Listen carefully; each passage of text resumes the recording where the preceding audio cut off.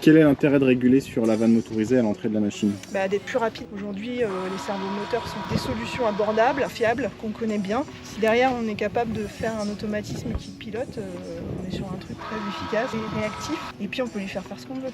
Le problème d'un hydrostable, il ne faut pas qu'il y ait de fuite, il ne faut pas qu'il y ait de bouchons.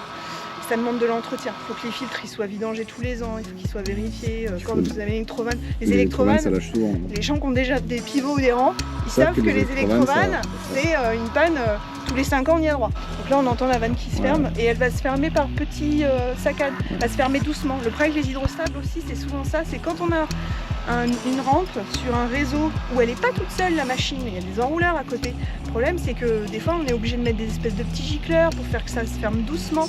Mais sauf que si ça se ferme doucement, quand il y a besoin que ça se ferme vite, parce que tout d'un coup il y a un coup de bélier sur le... Elle réagit pas vite. Enfin, que là c'est une vanne motorisée, donc on lui fait ce qu'on veut. Si on voit que la pression elle monte très vite, on ferme le plus vite possible. Si on voit que la machine elle a fini de travailler, on va fermer doucement la vanne comme un enrouleur pour que ça ne vienne pas perturber trop le réseau, que la pompe elle ait le temps de s'adapter et que ça ne vienne pas mettre le sbeul sur tout le réseau et tous les autres équipements qui sont en train de tourner.